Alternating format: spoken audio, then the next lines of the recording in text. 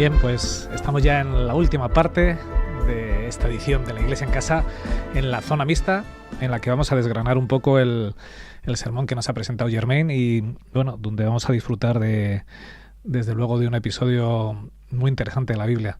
Es verdad que, no sé si, compañeros, os pasa como a mí, hay partes de esta historia que, bueno, uno no llega a entender, pero desde luego hay otras donde se ve claramente el carácter de Dios y la forma de actuar con nosotros, pobres insensatos. No sé qué, así a primer bote, qué os ha parecido la predicación. Vamos a empezar. Hoy voy a empezar por Jorge. Jorge, así de inicio, ¿qué te pareció la predicación? ¿Qué extraerías así como primera lección de esta zona mixta? Creo que un poco lo que has dicho, Richard, estás en coincidencia con lo que el predicador Germain lo dijo, ¿no? Hay algo que yo no lo entendí, ¿por qué ocurrió esto?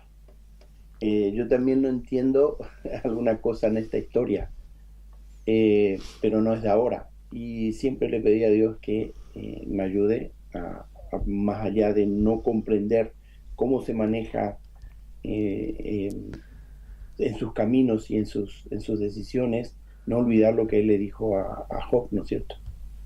Tú puedes entender porque estás a la par mía, tú puedes discutir conmigo porque tienes la misma capacidad que tengo yo. La respuesta es una pregunta retórica, la respuesta es no, entonces a veces tiene que, en este caso refiriéndome a mí, bastarme lo que está en la historia. Y siempre pienso, por otro lado, David ha tenido un perfil alto para todo y constantemente yo veo que recurrimos a él para lo muy bueno y para lo muy malo también.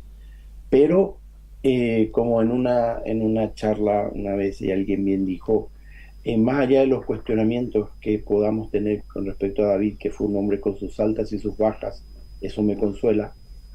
Finalmente yo digo, ojalá Dios pudiera decir también de mí lo que dijo de él. He aquí un hombre conforme a mi corazón. Luego vamos a hablar un poco de eso, porque a mí, desde luego, David es uno de mis personajes favoritos y cada vez que veo su historia digo, es verdad que era torpe, pero cuánta sinceridad y cuánta lealtad en medio de tanta torpeza. Esther, una primera aproximación. No te oímos, Esther. No sé si estás muteada. Sí, estaba muteada por precaución. Es verdad. Sí, coincido con vosotros, ¿verdad? Hay algunos episodios bíblicos que son muy difíciles de entender, ¿no? Y bueno, claro, que tendremos que contextualizar bien porque, claro, estamos hablando de una época muy diferente en la que las cosas ocurrían de una forma muy distinta y en las que me temo, pues probablemente también, no sé si decirlo así, pero la gente era probada de formas diferentes también. Claro, era otra manera de, no digo ni mejor ni peor, sino distintas, ¿no? Entonces a veces probablemente nos cuesta, claro, acercarnos a ciertas realidades e intentar explicar por qué pasaban ciertas cosas como las que ocurrieron aquí, ¿no? Es bastante curioso. Y claro, yo me preguntaba, oyéndoos también, ¿de qué manera podemos explicar a lo mejor a estas personas que dicen, fíjate, el Dios del Antiguo Testamento, qué cosas hacía, qué cosas permitía o cómo operaba? Claro, cómo hacer una traducción correcta de alguna de estas historias y una aplicación, ¿verdad? Porque se supone, claro, y creemos eso, que el Dios de amor se manifiesta en todo momento. Y en este caso también. Y en esta historia tenemos que ver, ¿no? Comprensión, misericordia, salvación. Entonces yo me hago a lo mejor la reflexión a la contra, ¿no? Claro, entonces y ahora mi fe es probada. Entonces y ahora Dios me dice cómo deben ser las cosas y lo que quiere de mí. Entonces y ahora yo tengo la capacidad de elegir. Y entonces y ahora aquello que haga tiene resultados. Y a veces los resultados son, pues como fueron en aquel momento, trágicos, ¿no? Uh-huh. Y en este caso, claro, la responsabilidad no es de Dios, la responsabilidad sigue siendo mía. ¿Cuál es mi llamado? ¿Qué es lo que tengo que hacer? ¿Sigo el consejo de Dios o hago lo que me parece a mí?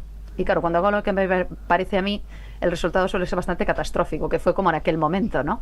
Pero ahí se vio la misericordia de Dios. También le dijo, no te preocupes que yo voy a hacer algo al respecto y no va a haber tanto mal como el que podría haber si hubiéramos dejado que esto siguiera su camino, ¿no? Entonces, bueno, hay lecciones difíciles que aprender una vez más, pero es muy útil la escena. Y la verdad es que es un pasaje bíblico sobre el que yo había escuchado muy poco, por lo tanto esta mañana voy a aprender bastante, así que lo agradezco. Vamos a ir desgranando. Ya tenemos a Germain con nosotros. Bienvenido aquí a la Zona Mixta.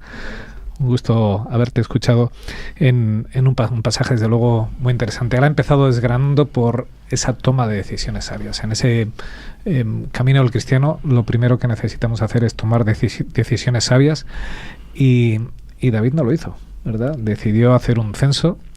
No sé si lo habéis tratado en la escuela sabática, porque yo me fui con los jóvenes, pero el Salmo 47 en parte hablaba de esto, ¿verdad? En parte, ante problemas, ante dificultades, ante lo que uno dice, a ver qué tengo que hacer yo, Dios te dice, estate quieto, para, confía en mí, yo soy tu ayuda, yo soy tu apoyo.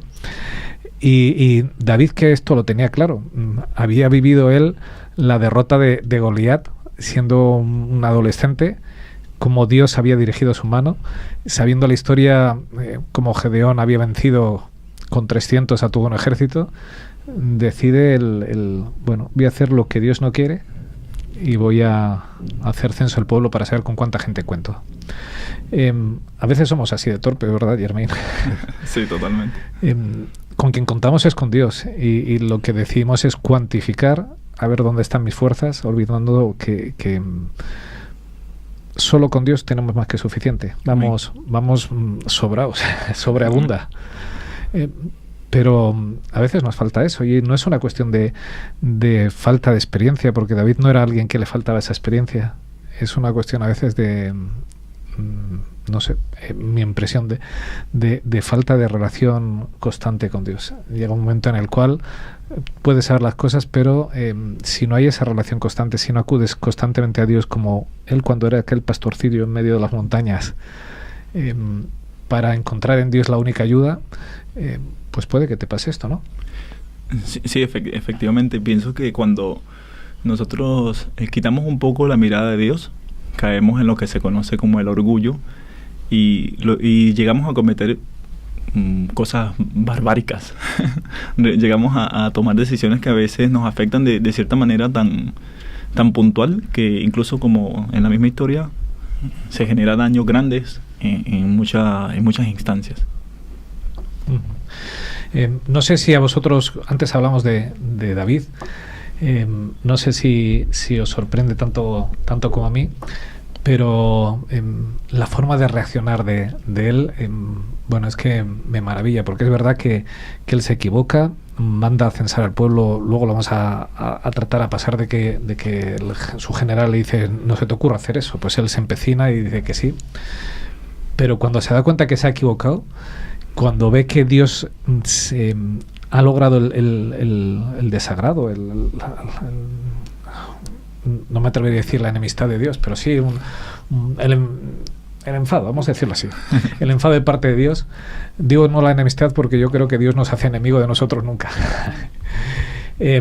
Bueno, pues me impacta cómo reacciona. He pecado grandemente y me impacta, dice, soy un tonto. O sea, de pronto yo soy el rey, yo soy el que manda, obligo a mi general a que haga lo que no quiere hacer porque yo soy el rey, y ese reconocimiento público de soy un tonto. O sea, ¿cómo se me ha ocurrido hacer? Me habla de la sinceridad y de lo que Dios necesita de nosotros, que es, ¿te has equivocado? El problema no está en equivocarte. El problema es, por parte, y luego lo vamos a hablar, las consecuencias, y por otro, el que tú no seas capaz de decir, metí la pata hasta el fondo. Sí, yo creo que uno de los problemas más grandes que tenemos nosotros, el ser humano, es que muchas veces no reconocemos nuestro error.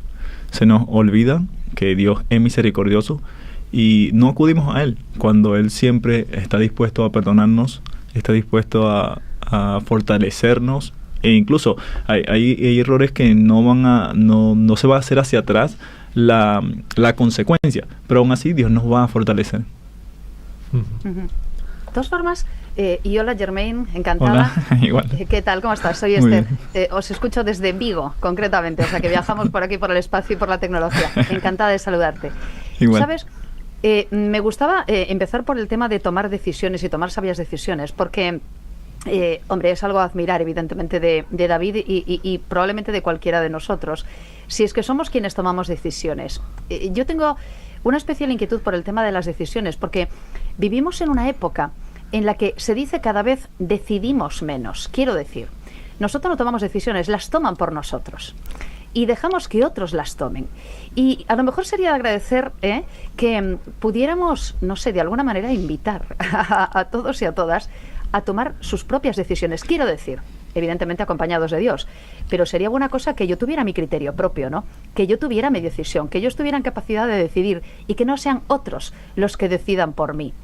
Falta mucho de eso. Se dice que cada vez tomamos menos decisiones, que cada vez estamos en ese sentido, no sé si decir, más atrofiados, y permitimos que otros piensen por nosotros, que otros opinen por nosotros y posiblemente también que otros decidan por nosotros. ¿Qué tiene que pasar o qué debería ocurrir para que nos demos cuenta de la importancia de decidir por nosotros mismos? Oye, es un tema bastante amplio, bastante amplio.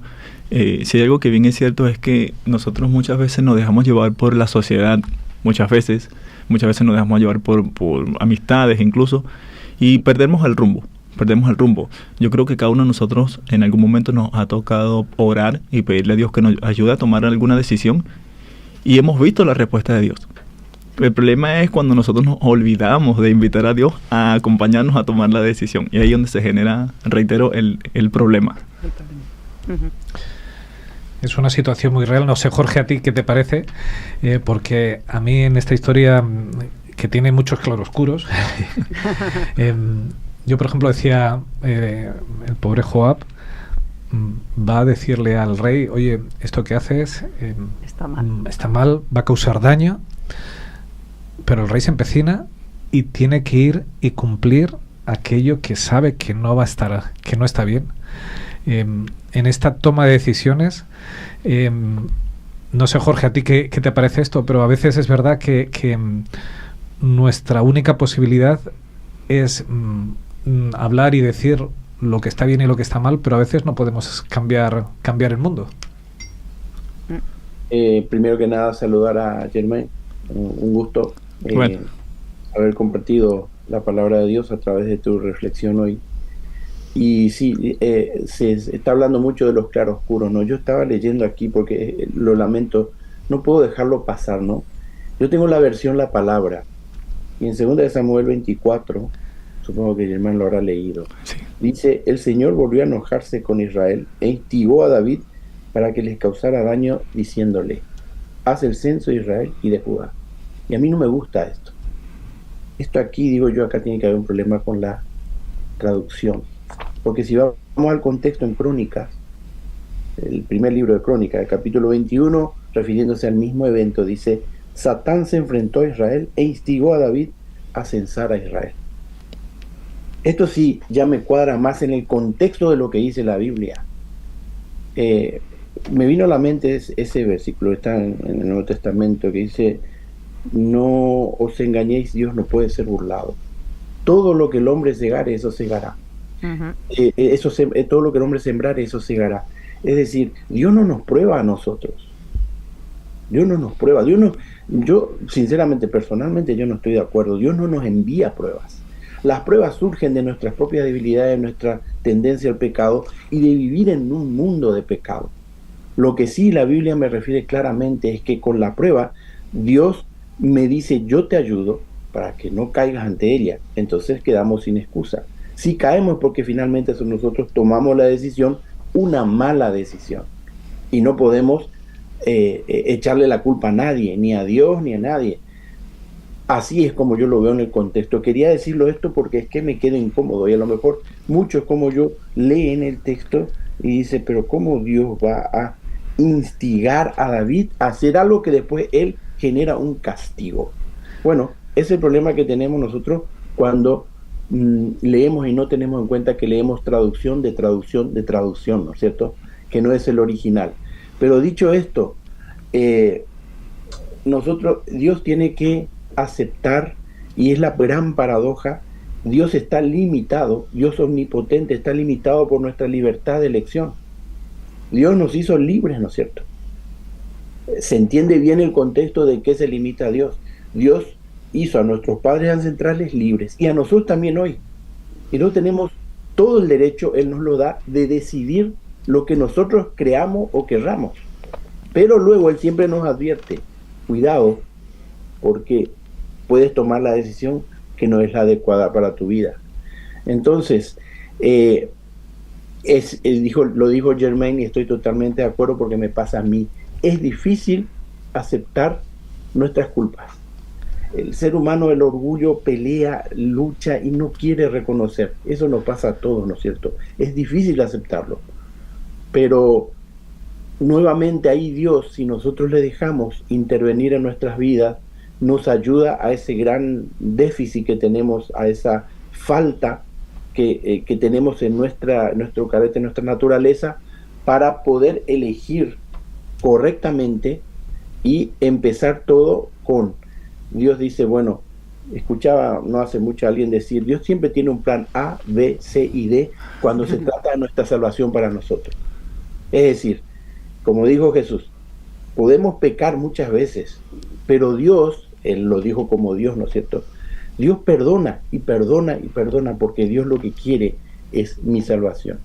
Entonces, interrelacionando con eso, mi carácter débil, pecador, y que tiene tendencia a tomar las malas decisiones, Dios también nos otorga en su misericordia siempre la renovación de un nuevo plan, una nueva oportunidad y una nueva posibilidad, porque yo creo, por lo menos miro mi vida, caso contrario, estaría perdido irremisiblemente. Yo estoy de acuerdo contigo, Jorge. Yo no creo que Dios te ponga la zancadilla para luego ir con el algodón, el betadine y la tirita y decir te quiero mucho, te voy a curar.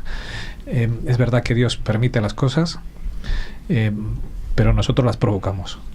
Y las permite porque tenemos que aprender lecciones, ¿vale? Pero no porque Él desee que sus hijos se estrellen, se hagan heridas. No, Dios lo utiliza, pero su deseo nunca es que el ser humano sufra. Va en contra de su naturaleza.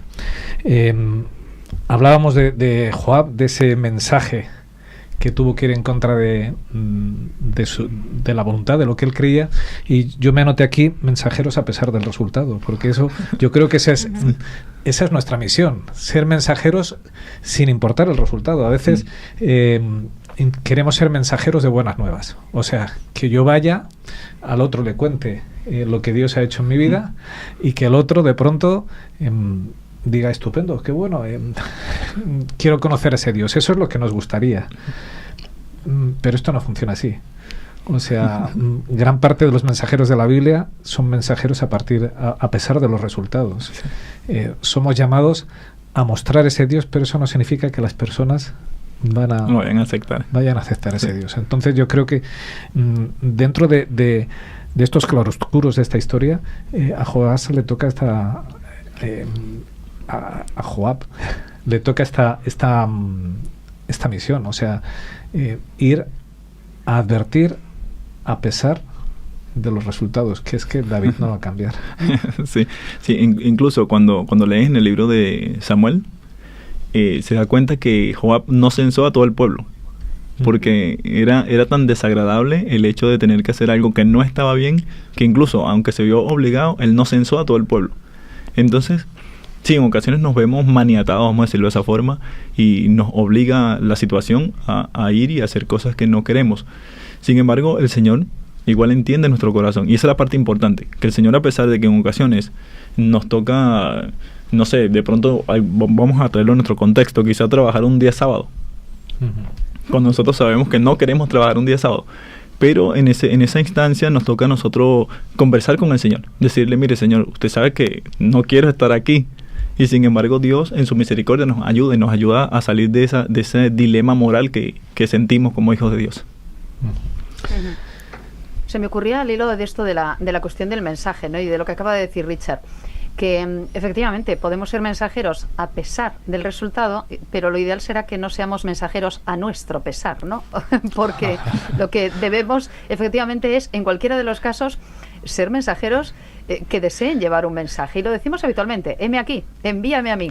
Ah, bueno, claro, pero soy yo la que decide el mensaje, soy yo la que decide a quién dárselo, soy yo la que decide luego cómo cosechar.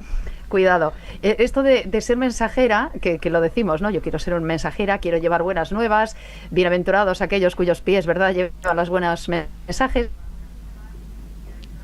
Todo esto lo decimos, pero luego hacerlo. Y luego toca, ¿verdad?, pues decir, oye, cómo transmitir y de qué forma ser depositaria. Y tú nos dijiste, Germain, hilaste el primero y el segundo concepto de una forma muy interesante.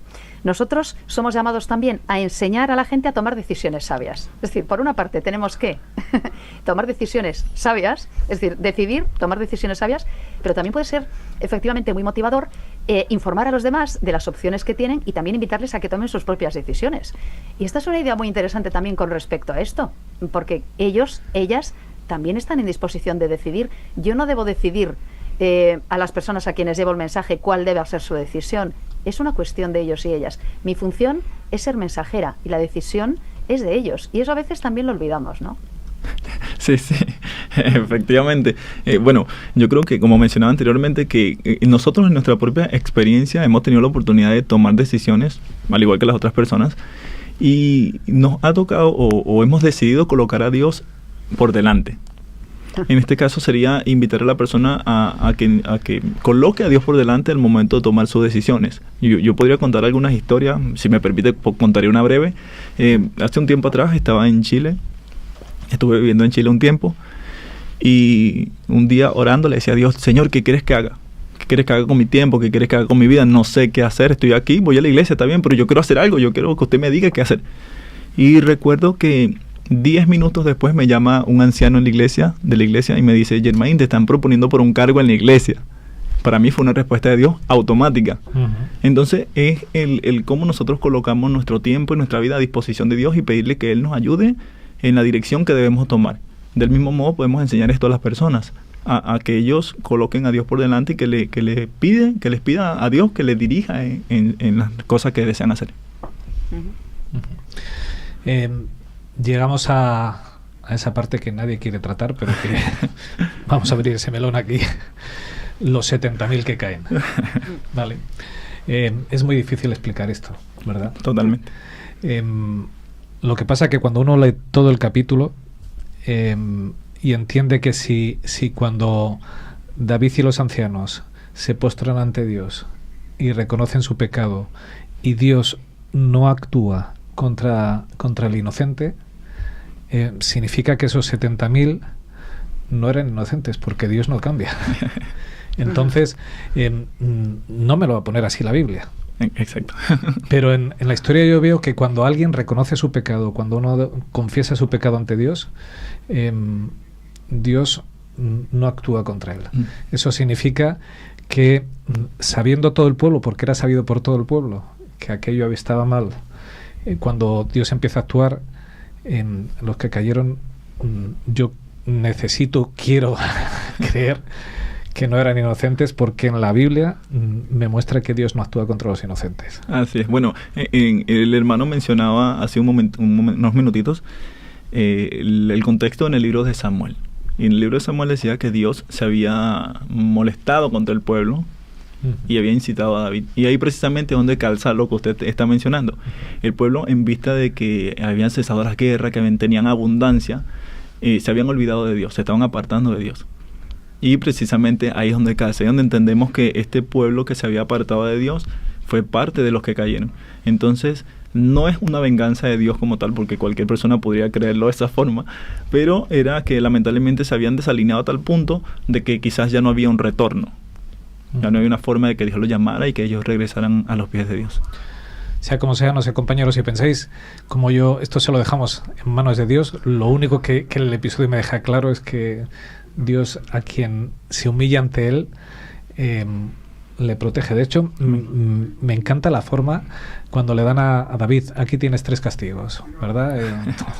3 años, me parece que era de hambruna, 3 meses que te estén sacudiendo a tus enemigos, y tú yendo, o 3 días en que Dios te va a castigar. Y me encanta que Dios dice, déjame en manos de Dios, que lo conozco, que sé que Él es misericordioso, sé en quién puedo confiar, déjame que sea Él quien me castigue.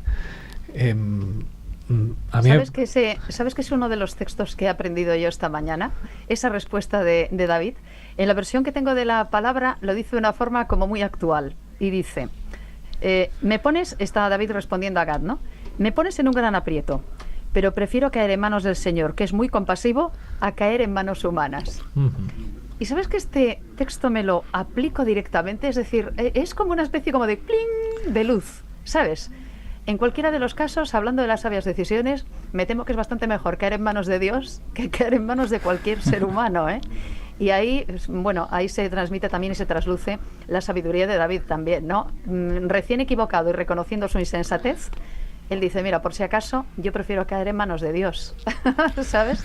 Y yo creo que esa es una interesante lección. Mejor caer en manos de Dios, en todo caso, que en manos humanas. Yo creo que cuando Jorge antes aludía a este David, ¿verdad? Que un hombre conforme al corazón de Dios, se refiere a esto. David conocía perfectamente a Dios. Claro. Déjame caer en tus manos, que te conozco, ¿verdad? Sí. Él dijo en otra ocasión, júzgueme Dios y no los hombres. O sea, déjame caer en tus manos, que a ti te conozco, al resto les intuyo solamente. Jorge, ¿ibas a decir algo? Al hilo de lo que dijo Esther y lo que me acabas de mencionar tú, Richard, Jesús contó una parábola, recordáis, ¿no es cierto?, donde estaba alguien que debía a alguien, vamos a poner una cifra, alguien debía a un vecino 100 euros, por decirlo, ¿no? Y luego este va y se lo reclama, ¿se acuerdan la parábola, no? Y no le quiere perdonar. Y resulta que cuando llevan el caso al rey, el deudor de 100, el que reclamaba los 100 euros era deudor del rey de 1.000.000 de euros. No había comparación. Hay todo un mensaje aquí, ¿no es cierto?, con respecto a que Dios nos perdona a nosotros y nos quiere dar la vida eterna. Eso no tiene valor. Y nosotros a veces no queremos perdonar algo muchísimo más pequeño, a veces hasta infame, que alguien ha cometido con nosotros. Y David entendió y aprendió rápidamente eso. Y yo siempre, y por eso él dice lo que vosotros estáis mencionando. Yo conozco a Dios, que me juzgue Dios, que es mucho mejor que me vaya a juzgar otro ser humano. Yo siempre he dicho que si dependiera de otro ser humano, hace rato todos estaríamos exterminados, ¿no es cierto? Y mucho me temo que a veces, como dice también, tendemos, cuando un hermano cae en pecado, tendemos a actuar de la misma manera. Tenemos que usar de misericordia, porque la que usemos va a ser muy poca con respecto a la que Dios usa en mi vida con respecto a mí. No hay nada, Jorge, ¿verdad? No hay nada que me haya hecho ninguna persona, a pesar de que me hayan hecho daño, que sea merecedor de muerte. Absolutamente nada. Pero lo que yo le he hecho a mi Señor sí que fue merecedor de muerte. Entonces, mi deuda será siempre infinitamente mayor que cualquier cosa de las que me puedan hacer a mí. Vamos a esa última parte, que es como además se titulaba el sermón esta mañana, es entrégalo todo, ¿verdad? Esa entrega total, que es la parte que Jesús quiere de nosotros, no tanto la económica, sino la entrega total, porque en ese cierre hay una entrega, es verdad que hay una entrega por Onán el Jebuseo, pero también hay una entrega por parte de David. Sí. Hay una entrega definitiva cuando las paréntesis y los comillas que ponemos los seres humanos, cuando aquel extraño personaje ajeno al pueblo de Dios, ¿verdad?, un jebuseo, en teoría un descendiente de las tribus cananeas, cuando ve lo que ha ocurrido, lo tiene clarísimo. La tierra es tuya, los bueyes, todo absolutamente, lo entrego todo al Señor.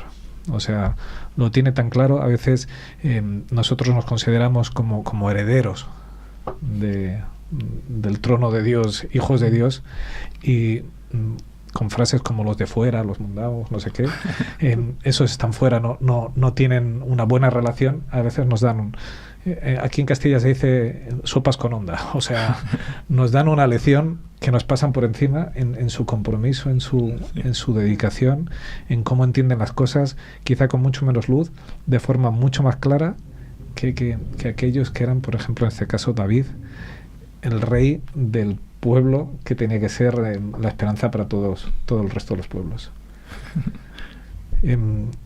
Este hombre decide, todo lo que tengo, todo te lo entrego. ¿Vale? Y ese es el centro que he escogido para este mensaje. Todo te lo entrego. Sí, yo creo que también es muy difícil nosotros entregar todo. Cuando nosotros tenemos la oportunidad de ir y compartir el mensaje con otras personas, lo primero que piensan las personas es: me van a quitar mi dinero, me van a quitar mi tiempo, me van a obligar a seguir reglas. Pero obviamente no, Dios no nos está llamando a eso. Él nos está llamando a que entreguemos nuestro corazón. El resto del trabajo lo hace el Espíritu Santo. Y es cuando nosotros logramos entender qué es lo que realmente Dios quiere hacer en nosotros. Y al fin y al cabo, siempre es algo que vamos ganando. Fíjate qué interesante esto que dices, y ahora os doy paso, compañeros, porque hace ya tiempo que yo descubrí, cuando doy los estudios, que lo primero que necesita una persona es enamorarse de Jesús. Sí. Y cuando tú te enamoras de Jesús, te das cuenta todo lo que te da y lo poco que te pide. Sí. Pero cuando empiezas a enseñar la Biblia por las normas, por la... no sé, por nuestras creencias aisladas de Jesús, es un auténtico fracaso. Porque primero lo que necesita la persona es enamorarse de aquel que hizo tanto por nosotros. Amén. Que lo que nos pide es chatarrilla.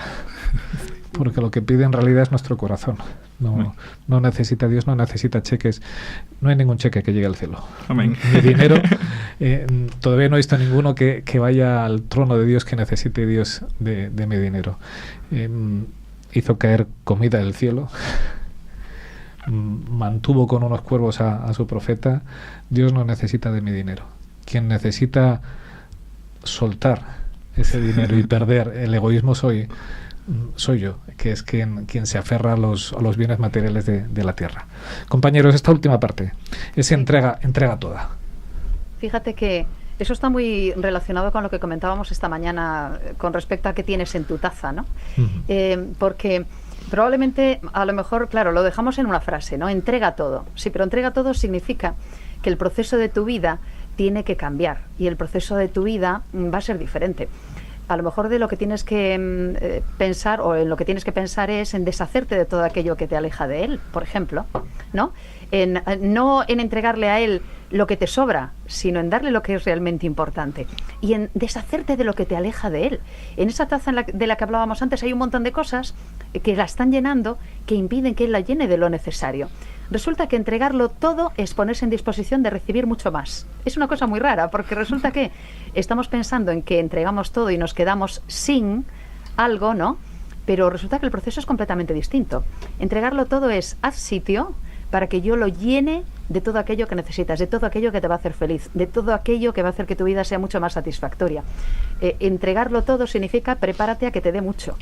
Es algo completamente distinto, ¿no? Y a veces lo cuantificamos en base a: me voy a quedar sin, o voy a perder esto, o voy a tener que. Y resulta que el proceso es completamente distinto. Es muy raro, porque no tiene nada que ver con cómo pensamos los humanos. Es: al sitio, que te voy a llenar de muchísimo más de lo que te pudieras imaginar. Y claro, es una perspectiva completamente distinta. Te va a hacer feliz a ti y a los demás. Y claro. Me permitís volver un segundo a las tazas, porque la verdad es que ha sido una reflexión que a mí me lleva a mi cabeza a muchas ideas, muchas cosas. Yo puedo coger una taza que esté sucia, que tenga café, lo que sea, la pongo debajo del agua y al cabo de un rato está limpia y yo bebo de ella agua tranquilamente. Uh-huh. Si esa taza yo le echo unas monedas y las dejo oxidar, o saco las monedas, o por más que le eche agua, ¿beberíais alguno de una taza con las monedas ahí oxidadas? A veces ese es nuestro dinero, nos lo acaparamos, lo encerramos ahí, lo queremos en nuestra taza, y a los demás, cuando les vamos a ofrecer, no hay quien beba de ahí, porque mi dinero, impide que yo me relacione y que pueda dar lo que la gente necesita, ese agua de vida. Jorge, respecto a entrégalo todo, algo que hacer un último comentario. Nos queda ya muy poquito tiempo. Nada, simplemente agregar, creo que habéis dicho más o menos todo el enfoque, y estoy de acuerdo, ¿no? Agregar al hilo de lo que Estel mencionó una frase, ella dice, a veces queremos dar de lo que nos sobra. Y me vino a la mente la historia de la esposa de Lot. Luego la historia del joven rico. Ambos se les ofreció la vida, la verdadera vida, ¿no? La vida eterna. Y por alguna razón, lo que tenían y que ellos consideraban de la manera que lo consideraban, como lo tenían, pesó más a la hora de tomar esa decisión. Y esa decisión le costó la vida en el momento a la esposa de Lot. Y el joven rico, en perspectiva y a lo largo del tiempo, no, tampoco lo sabemos, ¿no es cierto? La palabra de Dios dice que él se alejó, Jesús lo vio con tristeza porque vio la potencialidad. Finalmente el juicio es de Dios, ¿no es cierto? Pero mi pregunta es, ¿por qué no quisieron entregarlo todo? ¿Por qué era tan importante para ellos? A veces yo creo que también siempre vamos al tema cuando nos toca en el bolsillo, ¿no? Pero a veces yo creo que trasciende todo en nuestra vida. Nos apegamos a esta vida, a su modo, a sus cosas, como si no hubiera otra. Finalmente yo creo que a lo mejor la perspectiva es hasta cuánto yo creo que realmente existe lo atemporal. Porque si finalmente mi visión y mi creencia se limita a esta vida, pues no la vamos a querer dar, porque la sentimos como lo único que tenemos. Yo creo que un poco por ahí pasó lo que pasó. No solamente sus bienes, sino era su vida, la ciudad, todo. Me refiero a la esposa de Lot.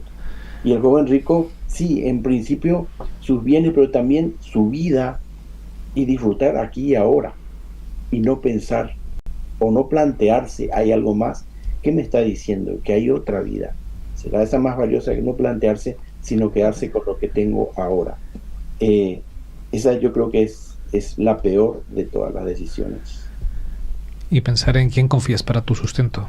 Confío en mi cuenta bancaria, en lo que yo he ido acumulando, confío en lo que yo recibo, o confío en quien me provee. Dios proveerá. Mensualmente, o quien me ha provisto durante toda la vida. Yo creo que ahí está la clave, en saber en quién confías, si en lo que tú has acumulado o en quien te ha ayudado a acumular o a tener, o quien te ayuda mensualmente o semanalmente. La diferencia está ahí, en donde pongas en el centro de tu corazón a quien pongas, si pones a Dios o pones a ti, a tu esfuerzo. En ese entrégalo todo, a mí me gusta mucho la actitud de David. No has llegado a terminarla en el sermón, pero cuando Ornán le dice esto, David dice, no, de esto nada, no es posible, porque he sido yo quien ha metido la pata, he sido yo quien ha causado todo el daño, encima no voy a recibirlo todo gratis, no, lo tengo que comprar, es justo que yo compre la tierra, que compre los bueyes, que pague el dinero justo, que sea justo. Y yo creo que en esta historia, que es verdad que aunque tiene claroscuros, nos deja muy claro muchas cosas. Recibimos justicia inmerecida por parte de Dios, ¿verdad? Porque somos pecadores y por misericordia Dios nos trata como inocentes, que es lo que ocurre en ese momento, cuando el ángel envaina la espada. Esa es la gracia dada, pero esa gracia me tiene que hacer que yo también sea justo. Y yo creo que David, aunque era un tipo muy avispado, se da cuenta de ello. O sea, si Dios me ha tratado conmigo con amor y con justicia, yo a mi prójimo tengo que actuar igual. Entonces, este Ornán no tiene por qué pagar por mí, sino él merece que sea pagado. Además, me gusta porque el texto dice un precio justo. No es estamos de saldo, venga corriendo ahora, el ángel está por aquí, te pago lo que sea. Y no. ¿Cuánto cuesta esto de verdad?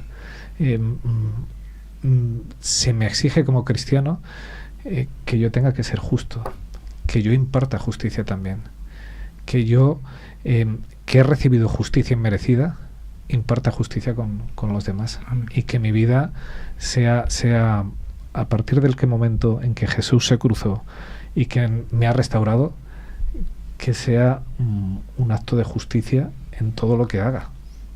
Amén. Amén. Justicia y reconocimiento, porque me vais a permitir que sume el punto de humor también que tiene este asunto, porque es una historia de claroscuros, pero tiene humor. Resulta que el capítulo termina hablándonos de un David que prefirió quedarse haciendo sacrificios en aquella zona en vez de ir al santuario que ya tenía levantado en Gabaón, porque, dice la versión que tengo, porque estaba asustado por la espada del ángel del Señor. Dice que, de hecho, había dejado de ir al otro santuario porque tenía miedo de consultar ahí al Señor, porque incluso el rey David, el que sabía cómo funcionaba esto y que ya sabía que Dios envainaba y desenvainaba la espada, había tenido miedo de ir por allí, no fuera a ser, ¿no? Tiene su gracia. En el fondo, ¿verdad? David sabía de sobra de que Dios estaba hablando, ¿eh? Y metía la pata, pero sabía quién era Dios. Y sabía que en un momento determinado, mira, casi no voy, no vaya a ser que Dios me diga lo que tiene que ser y que vuelva a sacar la espada y vuelva a tener un problema, ¿no? Tiene hasta un punto humorístico el asunto, ¿no? Y me gusta que, una vez más, la Biblia nos lo cuente todo. Nos cuente los errores, los fallos y las chapuzas también en momentos determinados, porque eso tiene que ver conmigo también. Y yo sé que ese Dios que va envainando y desenvainando la espada de forma metafórica y real, ¿no? Es el Dios en el que yo creo. Y ese es el Dios que también tiene misericordia conmigo y la va a tener como la tuvo también con David. Si yo le entrego todo, me pongo en sus manos y reconozco quién es él, ¿no? Como hizo también. Así que tiene unas cuantas lecciones, la verdad, muy chulas. Pues tenemos que ir terminando porque se nos agota el tiempo. Así que, Jorge, última reflexión de este sermón interesante que Germain nos ha traído. Nosotros vemos, ¿no es cierto?, que a veces una decisión puntual nos define y nos cambia toda la vida. O a veces nuestras vidas son el resultado final de una serie de decisiones a lo largo de la misma. Sea de una o sea de otra forma en mi vida, espero que dejar siempre que el Espíritu Santo me ayude a tomar la mejor decisión para estar del lado correcto y para ir a ese lugar donde Dios quiere que yo vaya, ¿no es cierto? Y quiere que todos vayamos, ¿no? Esther. Yo me quedo con ese texto que he descubierto. Prefiero caer en manos del Señor, que es muy compasivo, a caer en manos humanas. Sea como fuere, que mi decisión siempre sea estar al lado del Señor. Yasmín, aprovecha los últimos 2 minutos, algo que se te haya quedado. No solo para los que estamos acá, sino también para las personas que nos acompañan, a asistir siempre a Dios, a ir siempre a Él y pedir que su misericordia siempre sea sobre nosotros, en la dirección de las decisiones que podamos tomar. Pues yo, que soy un torpe, que me he equivocado muchas veces en mi vida, que me he hecho daño y he hecho daño a los demás, me quedo, como decía Esther, con ese júzgueme Dios y no los hombres. Que sea el Señor el que tenga misericordia de nosotros, porque en Él podemos confiar. Él es un Dios compasivo, que está deseando amarte, está deseando llevarte de regreso a casa. Confía en Él, confía plenamente en Él, porque todo lo que Él te dará siempre serán cosas buenas. Amén. Terminamos esta edición 399.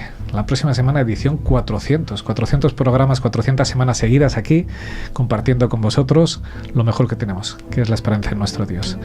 Finalizamos y le damos gracias al Señor porque hasta aquí nos ayudó. Amén. Que Dios se bendiga. Juan Luis, muchas gracias por estar ahí al control de los mandos técnicos. Feliz semana. Jorge, ha sido un placer estar con vosotros. Y Germain, te fichamos para aquí, para el equipo. Ha sido un gusto tenerte aquí. La próxima semana, el sábado, 10 en punto de la mañana, estaremos aquí en la Iglesia en Casa. Feliz semana. Buena semana.